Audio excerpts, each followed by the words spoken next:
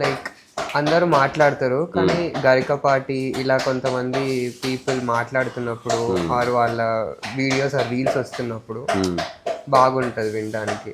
అవును, వాళ్ళ అదొక ఫీల్ ఉంటుంది, కొంచెం మోటివేషన్ లాగా అనిపిస్తుంది అంటే కొన్నిసార్లు. ఇప్పుడే లేచి చెప్పులు వేసుకుని అటు వెళ్ళిపోవాలి. లైక్ రామాయణం మహాభారతం గురించి వాళ్ళు మాట్లాడతారు కదా, చాలా మంచిగా అనిపిస్తుంది. ఆబ్వియస్లీ. సో మనకి ఒక వేటూరి గారు రాసిన పాట అనుకుంటా, మాటే మంత్రము మనసే బంధము నీ మమతే నీ మమతే మంగళవాద్యం అనేది పాట. సో అందులో మాటే మంత్రము అని ఒక ఫ్రేజ్ ఉంది కదా, యాక్చువల్గా కరెక్ట్ అది. అంటే మనిషికున్న ఒక స్పెషల్ క్వాలిటీ ఏంటంటే మాట్లాడడమే. ఇప్పుడు ఇది ఉంది, ఇది ఏం చెప్పినా అరిచి చెప్పాల్సింది లేదా గీకి చెప్పాలి. అగో ఏం గీకి చెప్పాలి. అదే మనిషి అనుకో మాట్లాడతాడు, తను అనుకున్న విషయాన్ని వ్యక్తపరుస్తాడు. సో ఆ వ్యక్తపరచడం లోపల దాదాపు 90% మంది సాధన లేని కారణంగా ఫెయిల్ అవుతారు. సో వాళ్ళ ఉద్దేశం చాలా బాగుంటుంది కానీ దాన్ని వ్యక్తపరచగానే అది విషతుల్యం అయిపోతుంది. అదే ఇప్పుడు మంచి ఫిలాసఫర్ కానీ ఒక ప్రవచనకారుడు ఏం చేస్తున్నాడు, ఫస్ట్ మాటల్లో సంస్కరణ తీసుకొస్తున్నాడు. అంటే ఎలా బిగిన్ చేయాలి, ఎలా కొనసాగించాలి, ఎలా కంక్లూడ్ చేయాలి, ఎలా సలహా ఇవ్వాలి. మనకి ఒకసారి జిఆర్ స్వామి సంతోష్ నగర్ వచ్చినప్పుడు అప్పుడు హనుమాన్ జయంతి. సో హనుమంతుడి గురించి మాట్లాడడానికి పిలిచారు ఆయన. కిందికి దిగుతావా? సో హనుమంతుడి గురించి మాట్లాడడానికి పిలిస్తే అప్పుడప్పుడు నేను సిటీకి వచ్చాను కొత్తగా. సో ఎవరో జిఆర్ స్వామి వస్తున్నాడంట, చాలా ఫేమస్ అంటే సరే ఓ జనాలు నిండిపోయారు ఇట్లా. అప్పుడు ఆయన ఒక కాంటెక్స్ట్ చెప్పాడు, నాకు చాలా నచ్చింది. ఈ భూమి మీద మొట్టమొదటి కమ్యూనికేషన్ స్కిల్స్ ఉన్న వ్యక్తి ఎవరు అంటే హనుమంతుడు. అసలు హనుమంతుడు అనే పదం ఎట్లా వచ్చిందంటే హనువు అంటే దౌడ అని. సో హనుమంతులు అంటే అర్థం మంచి దవడలున్న వాడు అని. సో మంచి దవడలు దేనికి సంకేతం అంటే మంచి మాటకు సంకేతం అని. అట్లా హనుమంతుడు అయ్యాడు అని చెప్తూ ఏమన్నాడంటే, ఇప్పుడు అందరూ మాట్లాడతారు, ఒక డిప్లొమాట్ మాట్లాడతాడు, ఒక సీఈఓ మాట్లాడతాడు, ఒక ప్రొఫెసర్, అందరూ మాటలే. రోడ్డు మీద తాగేవాడు కూడా మాట్లాడతాడు, గరికపాటి మాట్లాడతారు, చాగంటి, అందరూ మాటలే. కానీ ఆ మాటల మధ్యన ఉన్న ఒక కొహెరెన్స్ వల్ల ఎదుటి వ్యక్తికి చాలా బాగా కన్వే అయ్యి జీవితం కూడా మారిపోవచ్చు. అందుకే ఒక సరైన మాట జీవితాన్ని మార్చేస్తుంది, ఒక సరైన ఆలోచన, ఒక ఐడియా జీవితాన్ని మార్చేస్తుంది అంటారు. నిజంగా కరెక్ట్. కానీ అట్లాంటి వాళ్ళు మనకు దొరకడం అరుదు. ఈ అదృష్టవశాత్తు మనకి సోషల్ మీడియా వచ్చినందుకు మనం అట్లీస్ట్ వినగలుగుతున్నాం. మనకు వివేకానంద ఎలా మాట్లాడాడు, ఆదిశంకర్ వారు ఎలా మాట్లాడారు మనకు తెలియదు, ఫ్రెడరిక్ నీషే వాయిస్ మనకు తెలియదు, లేకపోతే ఆల్డోస్ హక్స్లీ వాయిస్ మనకు తెలియదు, లేకపోతే గ్రేటెస్ట్ ఫిలాసఫర్స్ అరిస్టాటిల్ కావచ్చు, ప్లేటో కావచ్చు, రామకృష్ణ పరమహంస ఎలా మాట్లాడేవాళ్ళు మనకు తెలియదు. అంటే ఊరికే ఒక వ్యక్తి అట్లా ఎందుకు సరెండర్ అవుతాడు అంటే ప్రేమ, చక్కటి మాట, చక్కటి వాత్సల్యము, ఎలా చెప్పాలి, ఎలా పని చేయించుకోవాలి, ఎలా కన్వే చేయాలని వాళ్ళకి ఏదో తెలిసే ఉంటుంది రహస్యం. కాబట్టి ఇప్పుడు అదృష్టవశాత్తు ఈ జనరేషన్లో మనకి వీడియో టెక్నాలజీ, ఇన్స్టాగ్రామ్ ఇవన్నీ ఉన్నందుకు మనం పుంకానుగా చూడగలుగుతున్నాం. అయినా ఇంప్లిమెంట్ చేస్తున్నామంటే లేదు, మెచ్చుకుంటున్నాం, పక్కకు జరుగుతున్నాం. అది మెచ్చుకోవాల్సిన విషయం కాదు, తీసుకొని దాన్ని ఆచరించాల్సిన విషయం. అట్లా హనుమంతుడు గురించి చెప్తూ రాముల వారు సీతమ్మ వారిని రావణాసుడు ఎత్తుకుపోయిన తర్వాత ఎవ్వరు నిరంతరం బాధపడుతున్నాడంట. అంటే అతను రామాయణంలో ఉన్న ఒక ఇతివృత్తాన్ని చెప్తున్నాడు, నిరంతరం బాధపడుతున్నాడు. ఎవరు వచ్చి సీత అన్నా అయ్యో నా సీతకి ఏమైందని పడిపోతుంది. అసలు సీత అనే శబ్దం ఉచ్చరిస్తే పడిపోతున్నాడు రాముడు. అసలు ఆయన ఆల్రెడీ ఒక రాజు, లేకపోతే ఒక భగవత్ స్వరూపుడు, ఆయనకి బాధ వచ్చిందంటే ఎవరికి ఎట్లా చెప్పాలో తెలియదు. ఉదాహరణకు ఒక ముఖ్యమంత్రి ఏడుస్తున్నాడు అనుకో, ఎలా ఓదార్చాలో మనకు తెలియదు. మన పక్కింటిని ఓదార్చడం ఈజీ, ప్రధానమంత్రికి బాధ అయితే ఎవడో ఓదారుస్తాడు, అందరూ మౌనంగా ఉండాల్సిందే. సో అది అలా ఉండగా అప్పుడు హనుమంతుడు లంకకు వెళ్ళాడు, సీతమ్మ వారిని చూశాడు, తిరిగి వస్తున్నాడు. ఇప్పుడు వచ్చిన తర్వాత ఈ విషయం సుగ్రీవులు ఎవరో చెప్పారు, ఇట్లా సీత అనే శబ్దం వినగానే రాముల వారు మూర్చొచ్చి పడిపోతున్నారు. అప్పుడు హనుమంతుల వారు చెప్పారంట, నాకు వదిలేయండి, నేను కన్వే చేస్తాను. అప్పుడు మాటనే ఉపయోగించి ఇలా అన్నాడు సంస్కృతిలో, దృష్ట్యా అన్నాడంట, అంటే చూషా అన్నాడు. అనగానే రాముల వారు ఏం చూసావు అని అడిగాడంట. సీత అన్నాడు. అంతా పడిపోలేదు మూర్చొచ్చి. అంటే ఆ ఒక్క పదం జోడించడం వల్ల అర్థం మారిపోయింది. సో ఇప్పుడు మనం ఎంత పెద్ద విషయాన్నైనా సరైన మాటను ఉపయోగిస్తే దాని యొక్క తీవ్రత తగ్గుతుంది ఖచ్చితంగా. ఎంత మంచి సందర్భమైనా ఒక రాంగ్ మాట వాడితే దాని తీవ్రత పెరిగి పెద్ద పెద్ద గొడవలై కుటుంబాలు విడిపోయే ప్రమాదం కూడా రావచ్చు. ఎందుకంటే మాటకి మళ్ళీ ఒక దుర్భాష జోడవుతుంది, ఇంకొక తిట్టు జోడవుతుంది, ఇంకొక ఆరోపణ జోడించబడుతుంది. అట్లా ఎవ్వడు దాన్ని క్లియర్ చేయలేనంత. ఎందుకంటే అన్నీ మర్చిపోయి చివరికి ఏం గుర్తుంటాయి? మాటలే గుర్తుంటాయి మనిషి. ఆ రోజు అట్లా అన్నాడు మర్చిపోలేదు, అసలు అనకపోతే అయిపోయేది. ఇంకోటి, ఇప్పుడు పార్లమెంట్లో కానీ అసెంబ్లీలో కానీ ఏదైనా ఒక దుర్భాష వాడుతుంది. ఇప్పుడు అమిత్ షా ఓ సాలా అన్నాడు హఠాత్తుగా అనేసరికి, తర్వాత రాహుల్ గాంధీ ఎఫ్ వర్డ్ వాడాడు, అలా వచ్చేసింది బాబు. అయితే ఇప్పుడు ఏమంటారు? సో ఈ మాటని ఉపసంహరించుకో, వెనక్కి తీసుకో అంటారు. అంటే ఈ మాట నేను వెనక్కి తీసుకున్నా అన్నారు. లేదా రికార్డ్స్లో లేకుండా చేసేస్తాం, ఆఫ్ ద రికార్డ్ అంటే రికార్డ్స్లో ఉండదు. వెనక్కి తీసుకోవడం ఉందా అసలు? అసలు అలాంటిది లేదు. అసలు వెనక్కి ఎట్లా తీసుకుంటావు మాటని? చెప్తారు కదా, నోటి నుంచి వచ్చిన మాట తుపాకి నుంచి వచ్చిన తూట వెనక్కి రాదు. అది వెనక్కి వచ్చే సమస్య లేదు. కానీ వెనక్కి తీసుకోవడం అంటే ఎవరైతే ఆ మాట తగిలి బాధపడుతున్నాడో ఆ మాటని వెనక్కి తీసుకున్నా అంటే వాడు స్వాతంత్రం పొందుతున్నాడు. ఆయన మాట వెనక్కి తీసుకున్నాడు. సో ఇదంతా మనిషి క్రియేట్ చేసుకున్న ఒక కమ్యూనికేషన్ స్కిల్లే. మాటని ఎట్లా వెనక్కి తీసుకుంటావు అంటే, అట్లీస్ట్ నువ్వు అన్నావు సరే, అన్నదాన్ని తప్పని నేను తెలుసుకున్నాను, నేను ఆ పదాన్ని ఆ ప్రయోగాన్ని నేను ఉపసంహరించుకుంటున్నా, అంతవరకు ఓకే. అది మనిషికి కాస్త స్వాతంత్రం ఇస్తుంది. అందుకని కాంటెక్స్ట్ ఏంది? మాట అందరూ మాట్లాడతారు, పుట్టినప్పటి నుంచి ప్రతి ఒక్కరు వాగుతున్నారు. కానీ దానివల్ల ప్రయోజనం ఉందా? నీ మాట వల్ల కుటుంబాలు నిలబడుతున్నాయా? నీ మాటల వల్ల స్నేహం చెడిపోతుందా? నీ మాటల వల్ల ఏమన్నా ఉపయోగం ఉందా అని మనిషి నిలబడి ఆలోచించడం చాలా తక్కువ, వెరీ రేర్. అట్లా కాకుండా కొందరు మాటని సంస్కరించుకోవడం వల్ల జీవితంలో ఒక కాంతి, ఒక కళ ఖచ్చితంగా వస్తుంది. ఇంతకుముందే పోయిటిక్గా అనుకున్నట్టు మాటలు అందరూ మాట్లాడతారు, కానీ సరైన మాటలు కొందరే మాట్లాడతారు. కాళ్ళు అందరికీ ఉన్నాయి, హిమాలయాల వైపు కొందరే వెళతారు, లేదా దేవాలయం వైపు కొందరే వెళ్తారు ఆ కాళ్ళను ఉపయోగించి.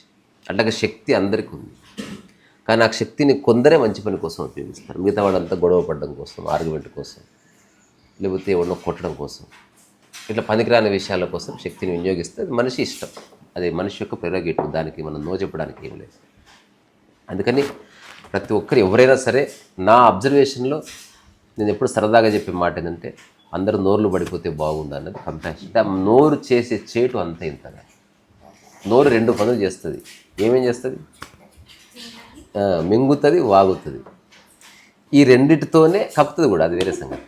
సో ఈ రెండిటితోటే అతిపెద్ద సమస్య. మాట్లాడడం వల్ల సమస్యలు వస్తాయి, తినకూడదు తినడం వల్ల సమస్యలు వస్తాయి. ఈ రెండు తీసేస్తే ఇంకా అదే యోగం అంటే. ఇప్పుడు చాలామంది చాగంటి గారితో సహా ఎప్పుడో పూర్వీకులు చెప్పారు, కానీ ఇప్పుడు ప్రొఫౌండ్గా చెప్తున్నారు. అవసరమైన ఒక్క మాట మాట్లాడి ఇంట్లో నోరు మూసుకొని ఉండండి, ఇల్లు బాగుంటుంది. తర్వాత ప్రతిదానికి కామెంట్ చేయడము, లేకపోతే ప్రతి దాంట్లో తల దూర్చడము, లేకపోతే అబ్బే బాగాలేదండి అట్లా అంత చెడిపోతుంది. అసలు ఫ్రెండ్ మొత్తం చెడిపోతుంది అసలు. అందుకని తెలుసో తెలియకుండా మనం ముందే నోరు జారకూడదు. అదే మీ ఆయన చచ్చిపోయిందా అంటే బొట్టు పెట్టుకోలేదు ఒక ఆమె హఠాత్తుగా, ఎప్పుడు పోయాడు మీ ఆయన అనకూడదు. ఫస్ట్ కొంత ఎంక్వైరీ చేయాలి అంటారు. అప్పుడు అయ్యో నాకు తెలియదు అని అంటారు, కానీ లోపల గాయమైంది. అప్పుడు ఆమె లోపల ఒకటి అనుకుంటుంది, నీ మొగుడే సావాలి అనుకుంది, లోపల చస్తాడేమో. Something happens. అసలు నేను చూసా ఒకసారి ఏమైందంటే, మన సంతోష్ నగర్ ఉన్నప్పుడు నేను CD100 బండి కొన్నా, మొట్టమొదటి కొత్త బండి.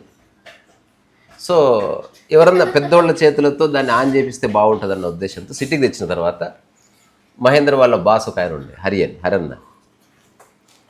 అన్న నేను బండి కొనుక్కున్నా, కొంచెం మీరు ఆన్ చేస్తే బాగుంటుంది. అంటే నాకు ఇక్కడ అంటే మీరు ఎవరు లేరు కదా, పెద్దవాళ్ళు ఎవరు లేరు. సో నాకు పరిచయం ఉన్న కొంచెం పెద్దవాళ్ళు, నా మంచి కోరే పెద్దవాళ్ళు కాబట్టి మీరు ఆన్ చేస్తే బాగుంటుంది అంటే, అట్లే తమ్ముడు అట్లేం లేదు వస్తున్నా అని, ఒక 5 నిమిషాలు ఉంటావా అని 5 నిమిషాల్లో ఆయన పనులన్నీ చక్కబెట్టుకొని ఆ ఆఫీస్ రూమ్ నుంచి ఇట్లా బయటికి ఒక 20 అడుగులే దూరం వచ్చేలోపు ఆయన ఒక మాట అనేసింది, ఈ మధ్య అవలముండవాడు ఆ సీడీ బండి అనేది పిచ్చి బండి కొన్నాడు, అది కూడా కొన్నవైంది, అది వేస్ట్ పనికిరాని బండి, అది కొననే వద్దు అనేసి అన్న తర్వాత పోతే అదే బండి. ఆయన ఎంత బాధపడ్డాడంటే చాలా, అసలు ఒక 10-15 రోజులు నేను ఎప్పుడు కనిపిస్తే అప్పుడు నన్ను క్షమించిన.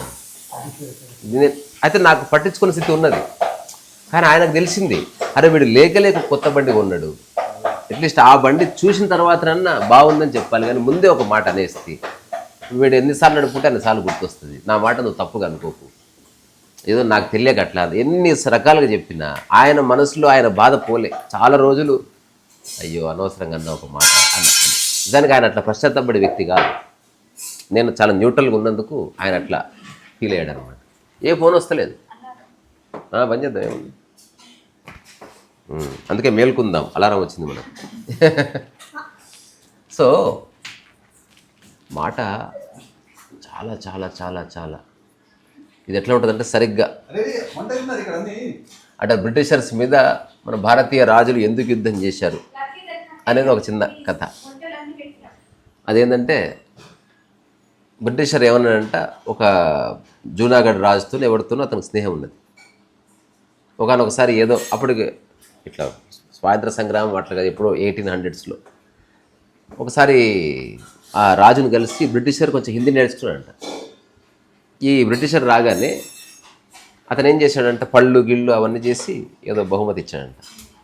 అప్పుడు బ్రిటిషర్ ఒక టైప్లో చూసి తు సాలా మత్రాహో అన్నాడు అనే థ్యాంక్ యూ అంటే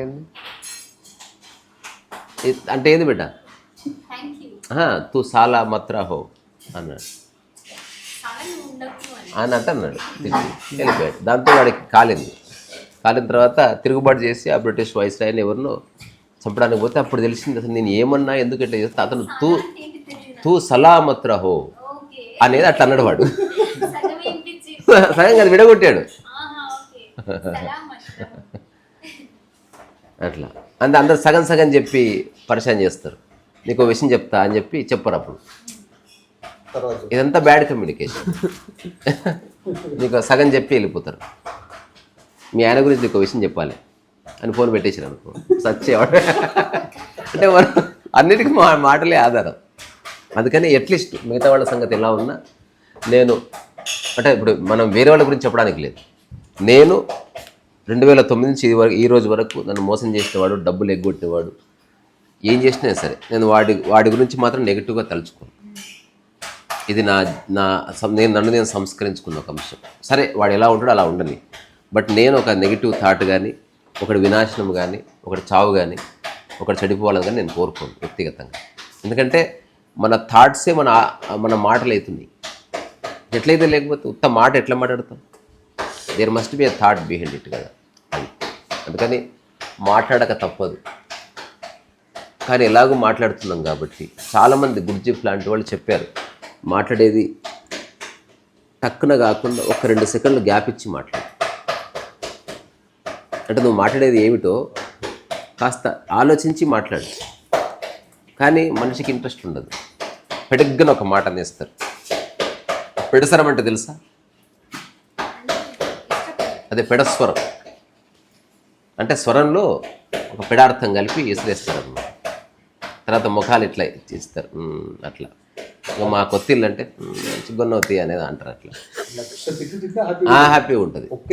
అందుకని నువ్వు ఒక వ్యక్తికి సాయం చేయకపోయినా సరే ఆ వ్యక్తిని మనం మాటలతో ఇబ్బంది పెట్టాలనుకోవడం కూడా ఒక వైలెన్సే.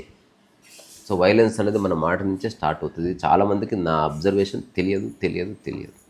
ఏమన్నా నేను ఏమనలేవాడిని, కానీ ఏ ఎక్స్ప్రెషన్తో అన్నావు, ఏ ఉద్దేశంతో అన్నావు, అంటున్నప్పుడు నీ ముఖం ఎట్లా ఉంది, ఎవ్రీథింగ్ కౌంట్స్. అట్లా ఎవరన్నా నిందంటే నువ్వు తట్టుకోగలవా? ఇప్పుడు రీసెంట్గా అంటే కావాలని అనొచ్చు, తెలియక అనొచ్చు. Impact is impact. ఇప్పుడు రాష్ట్రపతి అంటారు కదా. ఇప్పుడు కాంగ్రెస్ ఎంపీ ఒక ఆయన అధీర్ రంజన్ చౌదరి ఒక మాట అన్నాడు, ఇప్పుడు ద్రౌపది ముర్ము ఇప్పుడు మన రాష్ట్రపతిని అవే అన్నాడు. అదే రాష్ట్రపతి. ఇప్పుడు రాష్ట్రపతి ఆడైనా మొగైనా రాష్ట్రపతిని అన్నాడు ఆయన. సో ఒక మాటనే, కానీ ఒక పొలిటికల్ స్టామ్ వచ్చింది, ఎన్నో వాగ్వాదాలు, తర్వాత తప్పు. అంటే అట్లా అనేస్తారు. నాకు తెలిసి తెలియక అనడం సరి చేసుకోవచ్చు, కొందరు తెలిసి అంటారు. చాలామంది తెలిసి ఇన్సల్ట్ చేస్తారు, తెలిసి గెలుక్కుంటారు, తెలిసి కావాలని పోతూ పోతూ ఒక మాట వేస్తే వాళ్ళు 2 రోజులు ఇబ్బంది పడతారు. ఇప్పుడు నాలాంటి వాడిని అన్నాను అనుకో, తెలిసన్నా తెలియకుండా అసలు నేను మాటలు పట్టించుకోను. కానీ అందరికీ అట్లా స్థితి ఉండదు, ఇంపాక్ట్ అవుతారు. ఎంత మాట్లాడు అందరి ముందు అని అన్నాడు. తర్వాత కొందరు ఏం చేస్తారు, ఇంట్లో మంచిగా ఉంటారు, బంధువులు వచ్చినప్పుడు భార్య తిడతారు. నేను కొందరిని చూసా, దొంగనా కొడుకులు వాళ్ళు, తన ప్రతాపం చూపించుకోవడానికి. ఇప్పుడు ఏ రోజు ఏమన్నారు, సంవత్సరంలో 2 సార్లు బాధ పెడతారు. ఎంత బాధ పెడతారంటే సంవత్సరం సరిపోతుంది. అది భార్య వదిలేసిపోలేదు, వీనికి విషం పెట్టి చంపలేదు, అంటే ఏమీ చేయలేదు. అందుకని లోపల మొదలప్పుడు నేను ఏమన్నా ఇంకోసారి అనలే అంటాడు వాడు.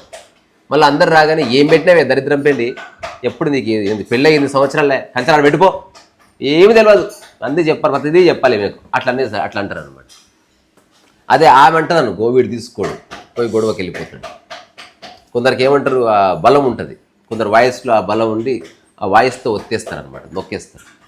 సో ఇవన్నీ కమ్యూనికేషన్ స్కిల్సే.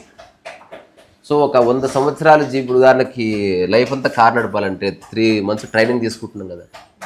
నా ఉద్దేశం ప్రకారం ప్రతి ఒక్కరు మాట ఎలా ఉపయోగించాలని ఒక ట్రైనింగ్ తీసుకొని ఉంటే అప్పుడు మానవ సంబంధాలు 99% చెడుతాయి. ఇప్పుడు ఆఫీసుల్లో ట్రైనింగ్ ఇస్తారు, హౌ టు కమ్యూనికేట్, నీ బాస్తో ఎలా మాట్లాడాలి, ఎరా గూట్లే బాగున్నావా అని అలా అనిపించిందా అనకూడదు కదా. ఆఫీస్ పరమ దరిద్రంగా ఉంటుంది అనకూడదు. నీ వాటని చెప్పకముందే ఉపసంహరించుకోవాలి. కానీ మనం ఏం చేస్తాం, బయటకు రాగానే ఏం పడితే మాట్లాడతాం. అందుకని చిన్నప్పుడే ఈ విషయాలు తెలుసుకుంటే చాలా మంచిది. ఎప్పుడో చచ్చిపోయేటప్పుడు నాకు ఇప్పుడు రిలీజ్ అయినా అప్పుడు ఆల్రెడీ పండు చూసిపోయినాయి, అప్పుడు ఏం చేస్తావు. సో యవ్వనంలో ఉన్నప్పుడే జీవితం ఏంటి, ఆలోచనలు ఏంటి, మన మానవ సంబంధాలు ఏంటి, అసలు మనిషితో ఖచ్చితంగా సంబంధం ఉంటుంది. You cannot escape from it.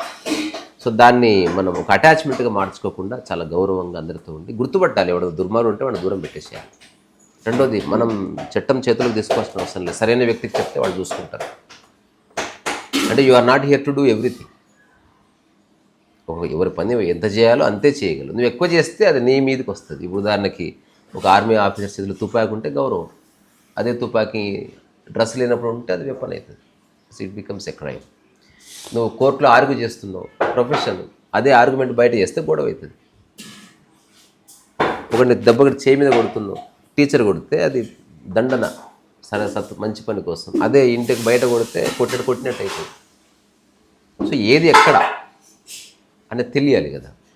So అందుకని పర్టికులర్లీ నా మెయిన్ ఫోకస్ నేను చెప్పిందంటే అట్లీస్ట్ ఈ మధ్యన ఒక 20% ఆఫ్ టాక్స్ ఇళ్ళల్లో అసలు మాట్లాడుకోకండి. కలిసి ఉండడం అంటే కలిసి మాట్లాడుకోవడం కాదు, కలిసి ఒకరినొకరు చూసుకోవడం కాదు. కలిసి ఉండడం అంటే కలిసి ఉండడం అనే. ఎవరి పని వాళ్ళు చేసుకోవడానికి ఇది ఒక క్షేత్రం తప్ప ఒకరి పనిలో ఒకరు ఏలు పెట్టడానికి. ఇంకా ఎక్స్ప్రెషన్ లెస్గా న్యూట్రల్గా వినాలి. ఎవరైనా చెప్తే అత్తయ్య నేను చీర కొన్నానంటే బాగుందమ్మా, ఏది చూపి ఎంత ముంచుడు పో నేను, అందుకే నువ్వు పోవద్దు, నన్ను తీసుకొని పో, నేనైతే అయిపోయా. ఇంకా ఆ పిల్ల కలిసి ఉంటుందా? ఒక్క మాట చాలు మన కుటుంబం విడిపోడు. చాలామంది నేను ఏమనలే ఆ రోజు, సీసీ కెమెరా రికార్డ్ లేదు, నువ్వు అన్న మాటను పేపర్ మీద రాస్తే సంస్కారవంతంగానే ఉంది, కానీ అనే విధానం మంచిగుంది తీ. ఇప్పుడు అంట చూడు, మంచిగుంది తీ, ఎట్లా చెడిపోయినా అది చెడిపోతుంది. ఇవేమో మనకు సీసీ కెమెరాలు ఉండవు, రికార్డు కాదు, అందుకని ప్రూఫ్ ఉండదు. నేను ఇంతే అన్న మంచిగుందమ్మా అన్న, అంతే కదా, పక్కింటి ఆమె సపోర్ట్ చేస్తుంది, ఎందుకంటే ఆమె అదే దరిద్ర మైండ్ ఉంటుంది, అంతే అన్నది. కానీ ఎట్లన్నది ఏమీ చెప్పలేదు, కానీ మనసులో గాయమైంది. అందుకని నెవర్ త్రో యువర్ వర్డ్స్. అది రాయి వేయడం కంటే చాలా పవర్ఫుల్. అది పోయి మన మనసు మీద అప్పుతుంది, మన ప్రతి చేష్ట మీద అది ఇంపాక్ట్ చూపిస్తుంది. అందుకని ఎవరిని ఇష్టం లేకపోతే చెప్పొద్దు, దూరం జరగండి వాళ్ళకి, ప్లెజెంట్గానే. అందుకని 2 నేను గమనించిన, భవిష్యత్తులో నేను ఇవన్నీ కలిపి బుక్ కూడా రాస్తాను. ఫ్యామిలీ కాన్స్టిట్యూషన్ అంటే సమాజం ఎలా ఉండాలనేది చెప్తుంది, కానీ కుటుంబం ఎలా ఉండాలని ఎవరు చెప్పట్లే. ఒక కొత్తగా పెళ్ళైన వాళ్ళు ఎలా ఉండాలి, కొత్తగా పెళ్ళైన వాళ్ళతో కుటుంబ సభ్యులు ఎలా ఉండాలి, ఇవి ఎవరు చెప్పట్లే. అతి ప్రేమలు, నెక్స్ట్ అతి గొడవలు, ఈ 2 తప్పే. న్యూట్రాలిటీ ఈజ్ గుడ్, చాలా బాగుంటుంది. అందుకని ఇది జనరల్గా చెప్తున్న విషయాలైనా అర్థం చేసుకుంటే చాలా బాగుంటుంది లైఫ్. సో అందుకని మాటని ఒక శక్తివంతమైన ఆయుధంగా గుర్తిస్తున్న వాడే దాన్ని సంస్కరించుకుంటాడు. ఏముంది మాటలు అనుకుంటే అది కొంప ముంచేస్తాయి. అందుకని మెల్లగా మౌనంలోకి వెళ్ళి మన పని మనం చేసుకోవడం అనేది అల్టిమేట్ అండర్స్టాండింగ్ ఆఫ్ లైఫ్. ఏదైనా విషయం వస్తే మాట్లాడాలి, అరవాలి, తిట్టాలి, సరే కేకలు వేయాలి, కానీ తిట్టకూడదు. ఆ లోపల ద్వేషంతో అరవకూడదు. ఎట్లా తెలుస్తుంది? ఇప్పుడు ఒకడు మంచి యోగి తిడతాడు, ఒక వేస్ట్ ఫెలో తిడతాడు, కానీ వీడు మంచిగా మాట్లాడినా లోపల ద్వేషం ఉంటుంది. అది మంచిది కాదు. నువ్వు అవసరమైతే ఒక 2 తిట్లు తిట్టు, ఒక 2 దెబ్బలు అట్లా లోపల ఇంటర్నల్గా హేట్రెడ్ లేదు. ఒక శిల్పి కనుక దెబ్బలు వేస్తున్నట్టు అట్లా ఒక టీచర్ పిల్లవాడి మీద దెబ్బలు వేయడం అవసరమైతే ఒకసారి అక్కడ శిల్పాన్ని మలిచే క్రమంలో తప్ప వాడిని బాధ పెట్టాలని ఉండదు. అది ఎదుటి వ్యక్తి కూడా గుర్తిస్తాడు. ఆర్గానిజం ఇంకో ఆర్గానిజాన్ని గుర్తిస్తుంది. నువ్వు లోపల ద్వేషం పెట్టుకుని ఎంత మంచిగా మాట్లాడిన ఎదుటి వ్యక్తి గుర్తుపడతాడు. వాడు ఖచ్చితంగా నిన్ను వదిలేసిపోతాడు, లేదా నిన్ను నాశనం చేసి పోతాడు. అట్లా కాకుండా నీ ఇంటెన్షన్ మంచిగా ఉంది, నువ్వు ఒక విషయాన్ని అర్థం చేయించడం కోసం ఏదో విధంగా చెబితే అది ఎదుటి వ్యక్తి గుర్తిస్తాడు, ఇతను నా మంచి కోరని చెప్తున్నాడు. అందుకని ఇవంతా ఇది చాలా పెద్ద సబ్జెక్ట్, కమ్యూనికేషన్ స్కిల్స్. అందుకే కుటుంబాలు విడిపోవడానికి కారణం బంగారాలు, ఆస్తులు, గీస్తులు కాదు, మాట అండ్ ఫేషియల్ ఎక్స్ప్రెషన్. తర్వాత నీ యొక్క చేష్ట ఉంటుంది కదా, నీళ్ళు ఇచ్చినప్పుడు అందరికి ఒకలా ఇచ్చి కోడలికి తీసుకో, ఇది అయిపోయింది. That is the beginning of destruction. అర్థమైందా బిడ్డ? అందుకని నువ్వు జీవితంలో ఆధ్యాత్మికతను అర్థం చేసుకోవాలన్నా, జ్ఞానోదయం అర్థం చేసుకోవాలన్నా, ఆనందంగా ఉండాలన్నా దానికి ఫల్క్రమ్ నీ యొక్క వర్డ్. నీకు మాట్లాడడం రాకపోతే మాట్లాడకు, మంచిది. నువ్వు చెప్పేసి నేను ఒక్కోసారి కొంచెం పెడసరంగా మాట్లాడతాను, నాకు అలవాటు లేదు, నేను ఒక రాసిస్తాను మీకు, ఎందుకంటే నాకు ఫ్రెండ్షిప్ పోవడం ఇష్టం లేదు. చాలామంది నేను మంచి ఉద్దేశంతో నా మాటలు పట్టుకొని తప్పుగా అనుకున్నారు. అందుకని ఇక నా తప్పు చేయాలి, ఇలా చెప్పు, అందరూ అర్థం చేసుకుంటారు. Absolutely no. అబ్సల్యూట్ చెప్పు.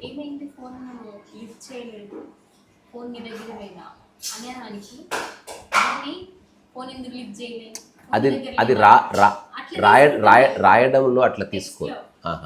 You are missing. ఇప్పుడు నువ్వు చెప్పడంలో ఎక్స్ప్రెస్ చేస్తున్నావు. అది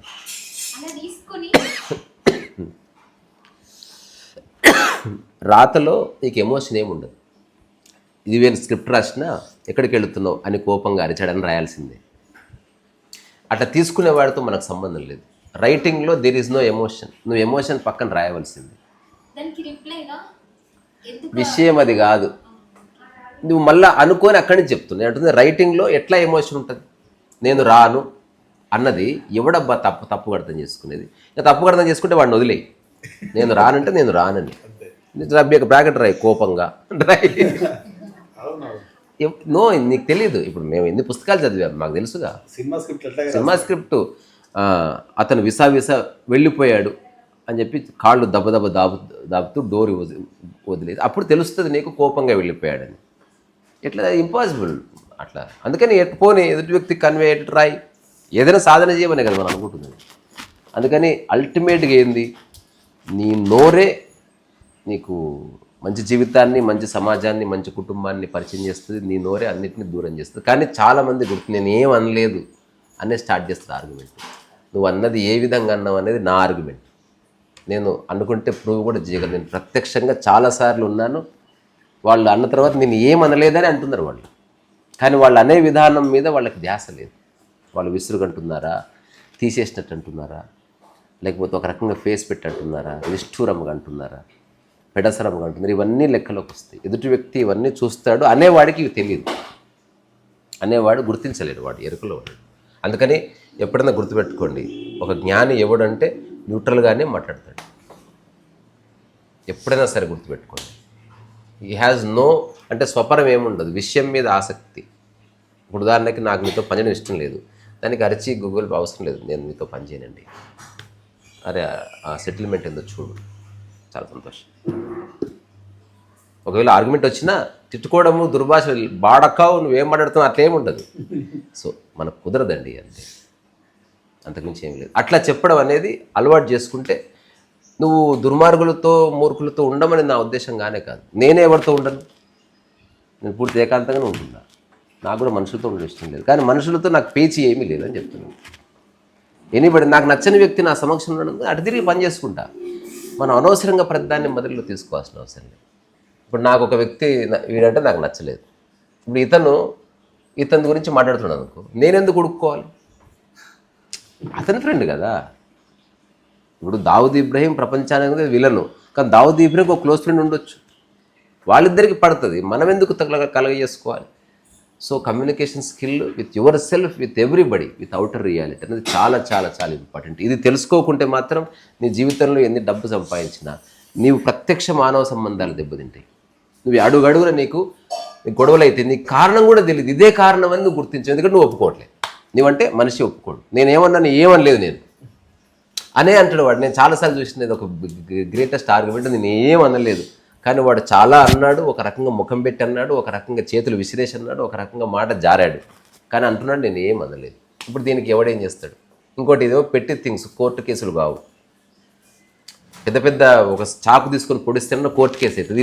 ఇది అట్లా ఎవరిని వేరే వాళ్ళు వచ్చినా ఏం మాట్లాడుకుంటారని ఆయన ఊరికి మాట్లాడుకోకుండా చెప్తారు అంతే. ఏదో పెద్దవాడు ఒక మాట అంటే అన్నత్తి అనే చెప్తారు, కానీ అనే విధానం లోపల గుచ్చుకునేటట్టు అన్నదని కోడలు ప్రూవ్ చేయలేదు, లేదా ఇంపాసిబుల్ ప్రూవ్ చేయలేవు, నువ్వు ఇంపాసిబుల్ టు ప్రూవ్. అందుకే నేనంట ప్రతి ఇంట్లో ఒక ఆడియో రికార్డర్ ఉండాలి. గొడవ అయితే మొత్తం ఒకసారి విని అప్పుడు చెప్పొచ్చు, ఎందుకంటే the way words are expressed అనేది చాలా ఇంపార్టెంట్ రోల్ ప్లే చేస్తారు. ఇది నా కంక్లూజివ్ అండర్స్టాండింగ్. జనాలు ఒప్పుకోరు దొంగనా కొడుకులు, కానీ అస్సలు నీ కుటుంబం బాగుండాలంటే ఎక్కువ మాట్లాడకు, వాళ్ళదికి ఎక్కువసేపు చూడకు, క్లుప్తంగా మాట్లాడు, నువ్వు చేసేది చెయ్యి, లేకపోతే చేయండి చేయనని చెప్పు, గౌరవం అంతే, ఏమి కాదు. ఇప్పుడు ఫుడ్ నచ్చలే వెంబడే పేర్లు అంటూనే ఉంటారు కదా చాలామంది, ఏంది ఎవరు చేశారు ఇట్లనే నా పప్పు చేసేది చాలా అంత కష్టపడి ఒకరి కోసం చేస్తే అసలు ప్రసాదంలా స్వీకరించాల్సిన దాన్ని వదిలేసి వెళ్ళిపోతారు. సో ఇంట్లో బయట తినదే బెటర్ అంటాడు. చాలా ఇవన్నీ చాలా ఘోరంగా హిట్ అవుతాయి. ఫస్ట్ మూమెంట్లోనే మనసు సిరిగిపోయింది, కానీ ఆ అమ్మాయి కానీ అతను కానీ ఎవరైనా కానీ ఆ ఇల్లు వదిలిపోవాలంటే 3 ఏళ్ళు పడుతుంది. గ్రౌండ్ ప్రిపేర్ అయినాక అప్పుడు తిరుగుబాటు చేసి ఏదేమైనా నాకు నీతో ఉండాల్సిన ఇష్టం లేదని చెప్పడానికి కారణం బోల్డ్ ఇట్లా చిన్న చాలా చిన్న. అందుకని దయచేసి నేను చెప్పే విషయాన్ని అర్థం చేసుకోండి. ఆధ్యాత్మికత, ఆత్మజ్ఞానము, జ్ఞానోదయం చాలా దూరం. నోటి నుంచి వచ్చే మాట కొంచెం కేర్ఫుల్గా. నేను చాలాసార్లు ఒక విషయం చెప్తే కొందరు నాతో పర్సనల్గా మాట్లాడారు, అంటే ఈ యాంగిల్ ఎప్పుడు వినలేదని.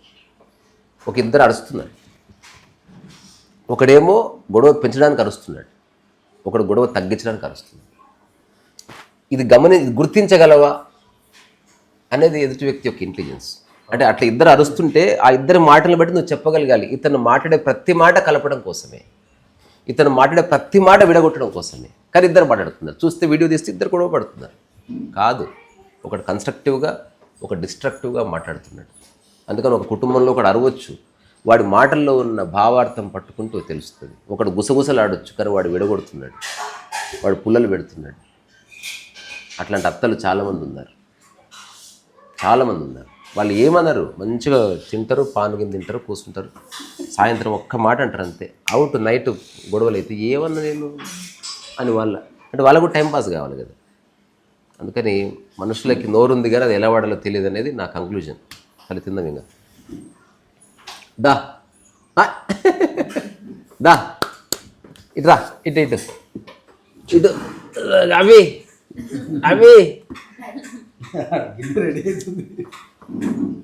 ఇప్పుడు కాఫీకి ఏమంటారు, దానికి మైండ్ లేదు కదా. అదే ఇప్పుడు దానికి అసలు నీ ఫేస్ చింపాంజీ కంటే అధ్వానంగా ఉంది తెలుసా. ఇది కాఫీ కాబట్టి దానికి భాష రాదు కాబట్టి సరిపోయాయి. ఇప్పుడు అదే దానికి చెవులు ఉండి దానికి భాష వచ్చనుకో, మరి నీ మొహం ఎట్లుంది, కోతిలా లేదు అనదు. పోనీ అది చిన్నది కాబట్టి అంటే బాగుండదు కాబట్టి మనసులో అన్నా అనుకుంటారు. అందుకని మన గురించి ఎవ్వడు నెగిటివ్ అనుకున్నా అది శాపం తగులుతుంది, దాని ఇంపాక్ట్ ఉంటుంది. ఇక్కడ ఉందామని తరంగాలే. అందుకని అట్లీస్ట్ మిగతా వాళ్ళ సంగతి నాకు తెలీదు, నేనైతే ఈ సంస్కరణ నాలో తెచ్చుకున్నాను. నాకు ఎవరి మీద ద్వేషం లేదు, నేను అరుస్తాను అప్పుడప్పుడు, కానీ నా అరుపు ఓన్లీ కలపడం కోసమే, అర్థం చేయించడం కోసం తప్ప వదిలించుకోవడానికో లేకపోతే ఒకటి నాశనం చేయాలని నాకు ఉండదు అసలు. ఇది నేను నా వ్యక్తిగతంగా నేను ఇస్తున్న టెస్టిమనీ. ఎవరిది వాళ్ళు చెప్పుకోవాలి, అది ఎవరి ఛాయిస్ వాళ్ళు. ఓకే బేటా.